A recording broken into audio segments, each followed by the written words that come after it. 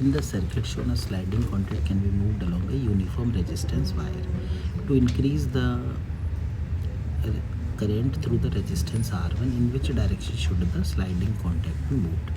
Also, what happens to the current through resistance R2 as the contact is moved? तो ये ऊपर है R1, ये एक हम वायर ले लेते हैं, ये एक रेजिस्टेंस है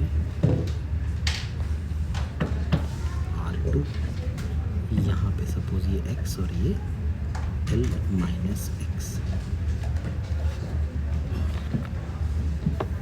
और ये EMF E। तो आप देख सकते हैं कि ये X वाला इस R1 के साथ सीरीज में है, तो हम लिख सकते हैं R1 plus row X upon A, ये ऊपर वाले का रेजिस्टेंस। इसी तरह से R2 plus row L minus X upon A। अब अगर यहाँ से कुछ करंट चला तो ये वाला हिस्सा और ये वाला हिस्सा दोनों आपस में सीरीज़ में है, सॉरी पैरेलल में है, ये वाला हिस्सा और ये वाला हिस्सा, तो दोनों के अक्रॉस EMF E है। तो करंट की जो वैल्यू होगी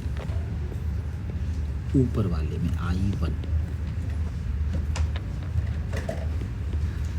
वो होगी E upon rho X upon A plus R1।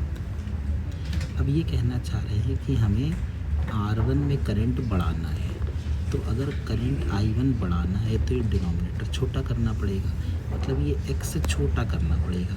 तो X छोटा तभी होगा जब ये जो कनेक्टर है ये ऊपर की तरफ मूव करेगा।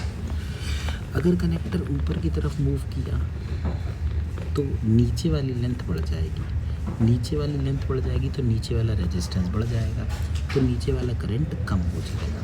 तो पहला तो होगा मूव द कॉन्टैक्ट अप, जो कि या तो इसमें आ रहा है या इसमें आ रहा है, और current in R2 will decrease, जो कि इसमें आ रहा है। तो इसका सही आंसर होगा